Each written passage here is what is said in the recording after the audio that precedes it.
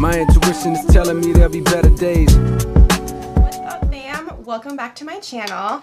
So today's video is going to be about the Bachelorette and how we can use what Hannah's experience on the Bachelorette in our own lives, and how to be able to spot like some serious red flags of narcissism, and even possibly like he could have possibly been a sociopath, and how she could have had a much different ending if she would have recognized these certain signs in more than just one guy. Because I honestly believe that there were some good, really honestly good guys on there, but she just didn't pick them.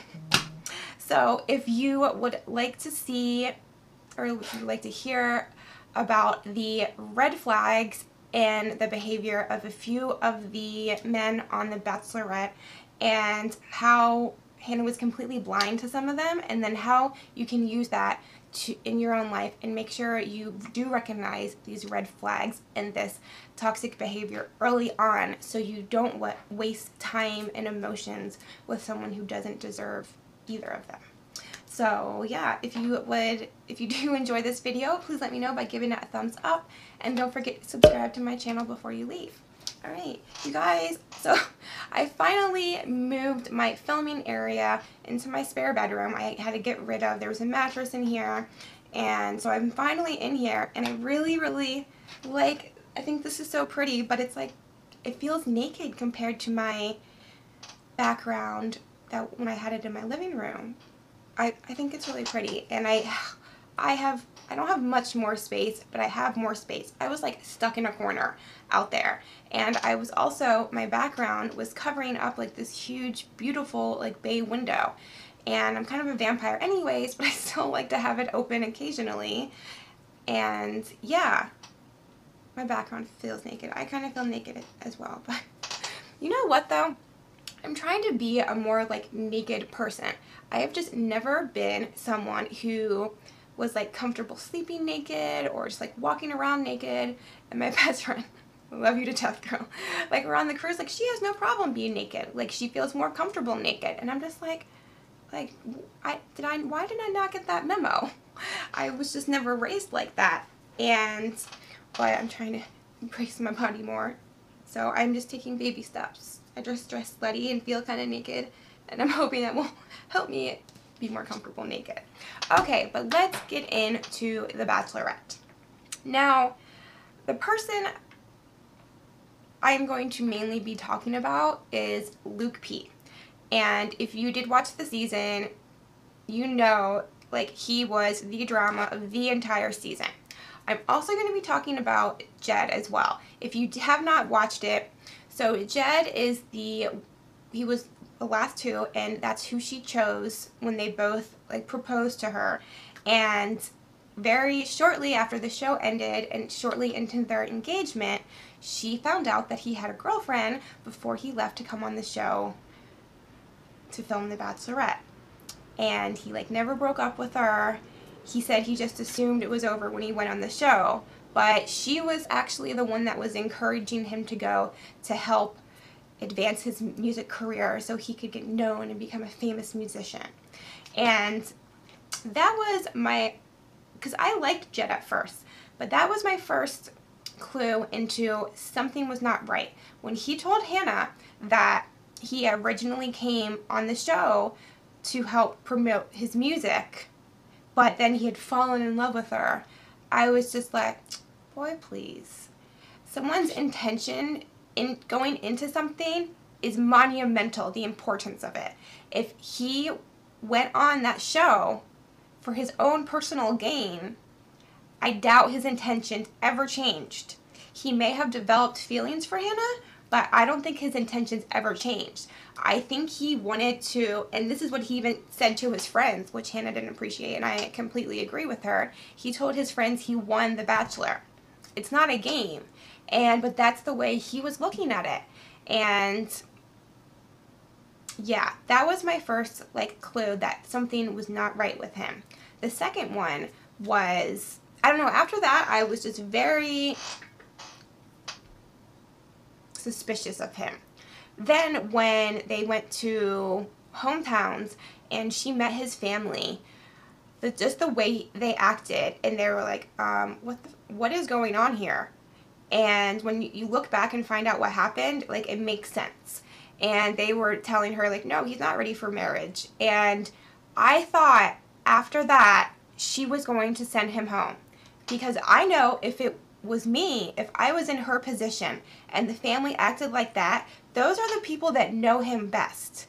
And if they're telling you he's not ready and there's something going on like that, that would be a huge, vitally important piece of information to me, and I would have sent him home if I was the Bachelorette, which I should be, but that's another topic for another day.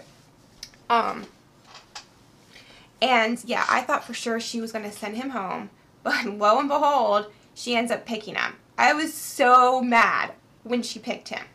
I think she should have picked Peter or Tyler, but I also really, really liked Mike. It was just like 1 week there was like 3 or 4 black guys, and then when I turned the show on the next week, they were all gone. I'm like, were they just there for, like, to make her look like she dated other races? Because then they all were gone eventually. I don't know. But, alright, let's get on to Luke P. So, from week 1, he was showing classic red flags and classic narcissistic behavior. So, week 1, she wants to bring the guys into her world of pageantry, and so they have like a pageant show. And Luke P comes out there and he tells Hannah that he's falling in love with her. He has not spent more than 10 seconds with this fucking girl, and he's falling in love with her already?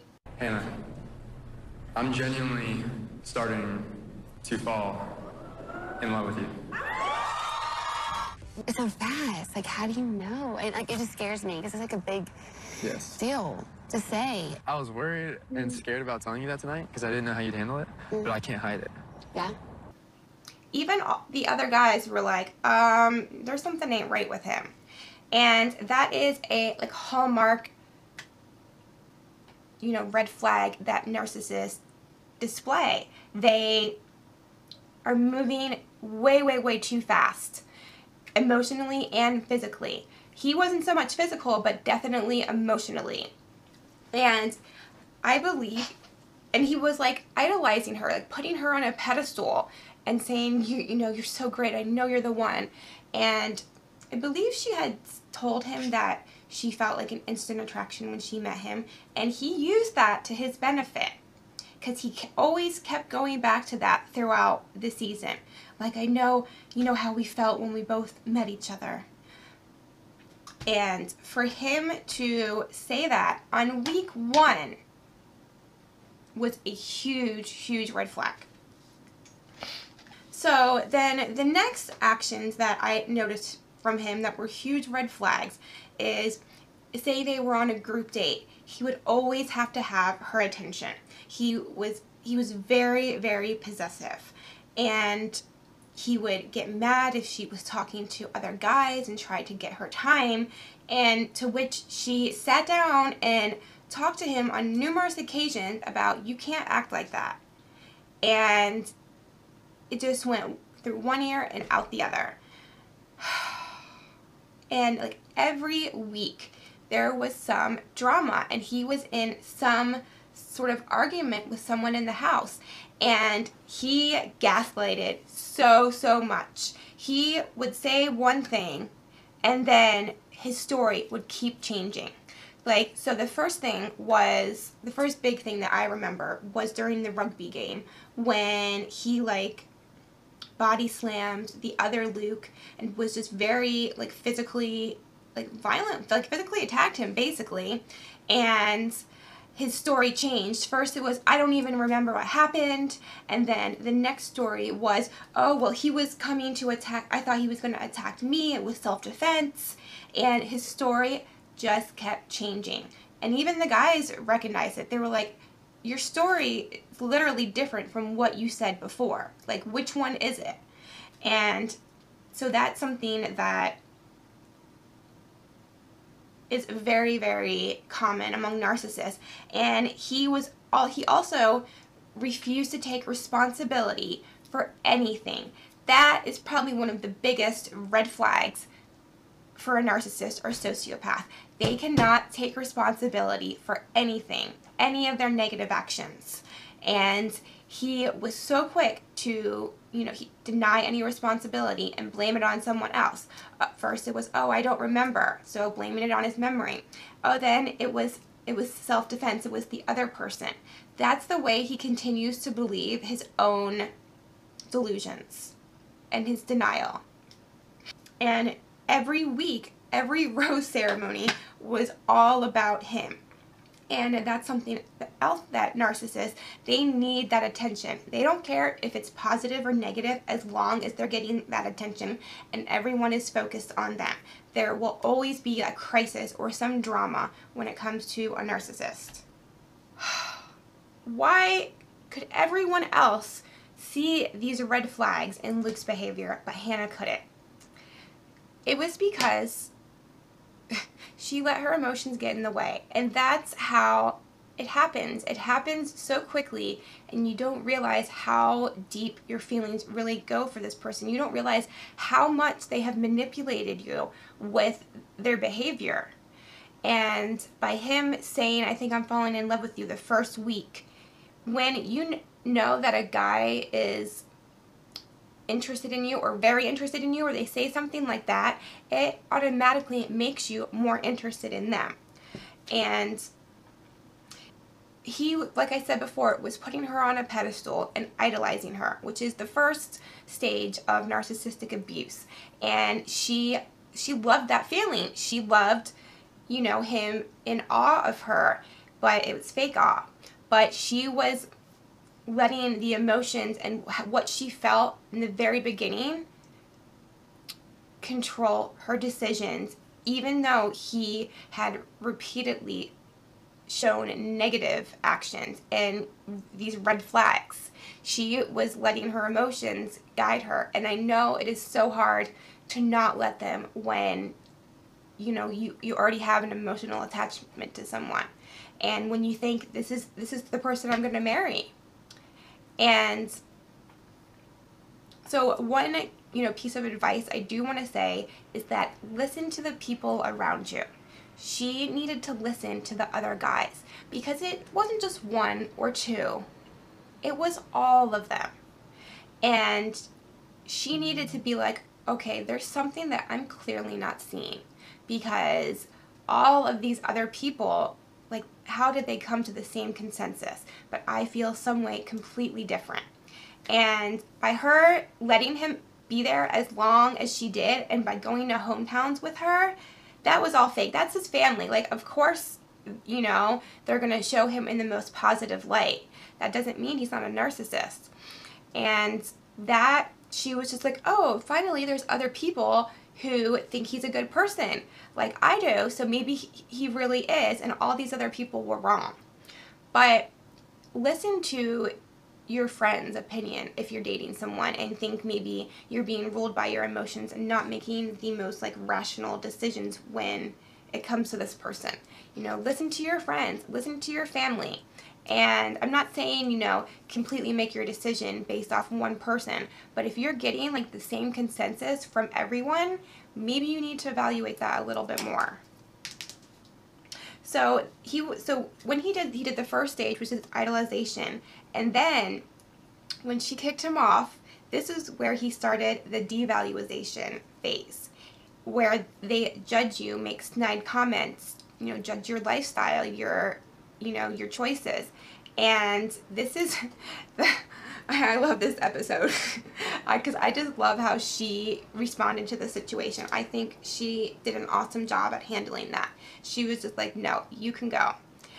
When he said, if you were to ever sleep with any of these guys in fantasy seats, I would have to remove myself from the competition. And I love that she said, you don't own me. You're not my husband yet. You do not have the right to judge me or what I do with my body. And I loved when he was like, please just sit and talk to me. And he's like, you owe me at least that. She's like, I don't owe you anything. I was like, yes, girl, you tell him. Like, I don't believe that's something that you should be doing. And I just want to make sure you're not going to be, sexually intimate with, the other relationships here. Okay. Like, I totally have all the trust in the world for you. But at the same time, I just want to make sure we're on the same page. Like, if you told me you're having sex or you had sex with one or multiple of these guys, I'd be wanting to go home. I'm like kind of mad. It's like, why do you have the right to do that? Because you're not my husband, and you're not. Can I cut you off for a second? No. Okay. It's just that you're questioning me, that you're judging me, and feel like you have the right to when you don't at this point. I've broken my own heart because I've allowed everything, and to ignore all the red flags for how I feel, to have this.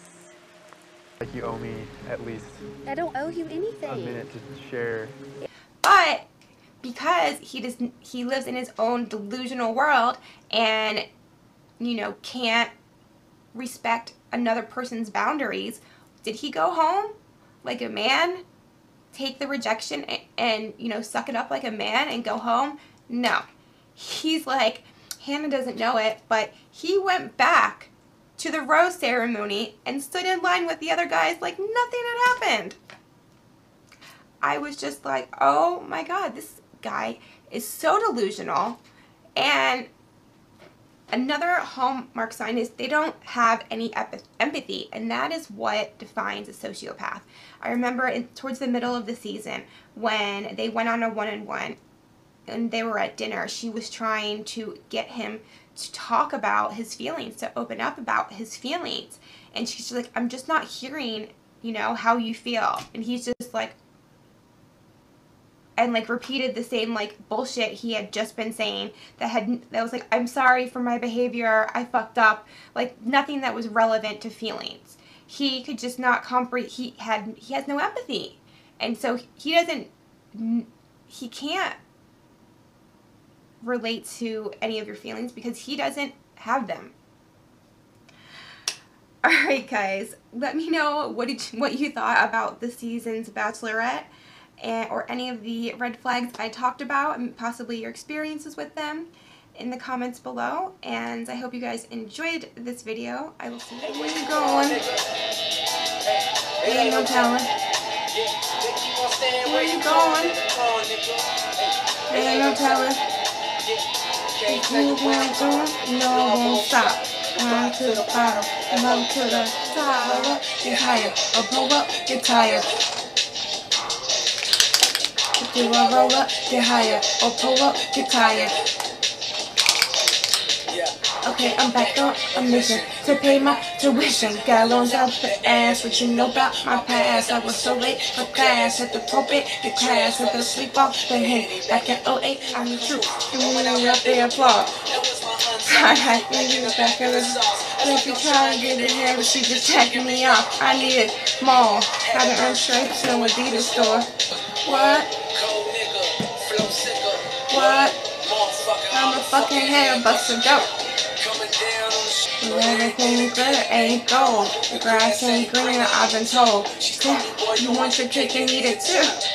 I said it's cake, that's what you're supposed to do. Okay, my granny just died, but I'm too broke to go. She fucking my fears, but she too close to know. I trust issues from where I come from. Don't know, I just plug up the pain, roll the fuck up, get broke. See, I thought that would help me. It turns out it's worse now. My girl want her first shot. My label won't work out. My mama don't see me unless I'm on TV.